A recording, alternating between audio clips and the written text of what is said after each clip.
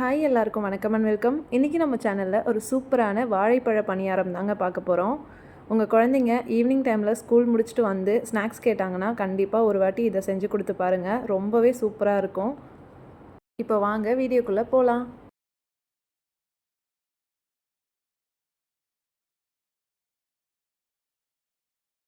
இப்போது இந்த பணியாரம் செய்கிறதுக்கு நான் 150 கிராம் அளவுக்கு பனை வெல்லம் எடுத்துருக்கேங்க. நீங்கள் எந்த வெல்லம் வேணாலும் எடுத்துக்கலாம். அது கூடவே ஒரு நேந்திர பழத்தை இந்த மாதிரி நல்லா கட் பண்ணி வச்சுருக்கேங்க. நீங்கள் எந்த வாழைப்பழம் வேணாலும் எடுத்துக்கோங்க. அது கூட 200 கிராம் அளவுக்கு கோதுமை மாவு எடுத்துருக்கேங்க. அரை மூடி அளவுக்கு தேங்காவை துருவி வச்சுருக்கேன். அது கூட கொஞ்சமாக சால்ட் எடுத்துருக்கேங்க. ஒரு 2 டேபிள் ஸ்பூன் அளவுக்கு நெய் எடுத்துருக்கேன். நம்ம ஃபர்ஸ்ட்டு வெல்லத்தை நல்லா கரைச்சிக்கலாங்க. கரைச்சி வடிகட்டி வச்சுக்கலாம். மண் தூசி ஏதாவது இருந்தாலும் போயிடும். கொஞ்சமாக தண்ணி விட்டு இப்போ இந்த வெல்லத்தை நல்லா கரைச்சிக்கலாங்க. இப்போது ஒரு மிக்சர் ஜாரில் இந்த எடுத்து வச்சுருக்க வாழைப்பழத்தை போட்டு நல்லா நைஸாக இந்த மாதிரி அரைச்சி எடுத்துகிட்டு வந்துடலாம். இப்போ பாருங்கள், நான் வெல்லத்தையும் கரைச்சி வடிகட்டி வச்சுட்டேன்.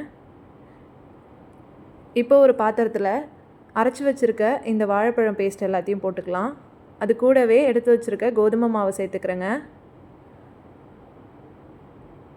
கொஞ்சமாக சால்ட்டு சேர்த்துக்கலாம். இப்போது கரைச்சி வச்சுருக்க வெல்லத்தை கொஞ்சமாக ஊற்றிக்கலாங்க. கொஞ்சம் கொஞ்சமாக ஊற்றிக்கோங்க, ரொம்ப தண்ணியாகிடக்கூடாது. ஸோ நான் பாதி ஊற்றிருக்கேன்.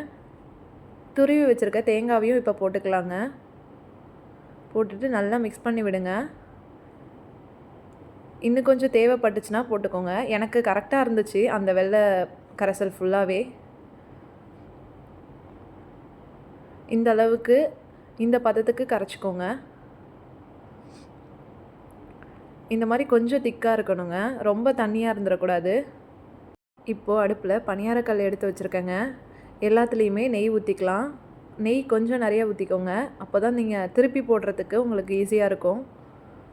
இப்போது ஒரு கரண்டி அளவுக்கு பணியாரம் எல்லாத்துலேயும் ஊற்றிக்கலாம்.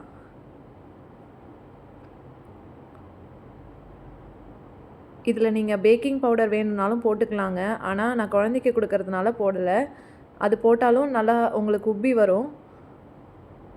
ஸோ இப்போ இந்த மாதிரி எல்லாத்தையும் ஊற்றிக்கலாம். ஊற்றிட்டு இது ஒரு சைடு வெந்ததும் இது அப்படியே திருப்பி போட்டுக்கோங்க.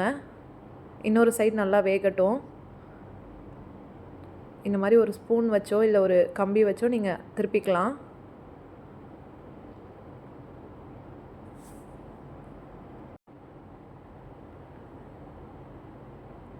எல்லாத்தையும் இந்த மாதிரி திருப்பிக்கிட்டேங்க.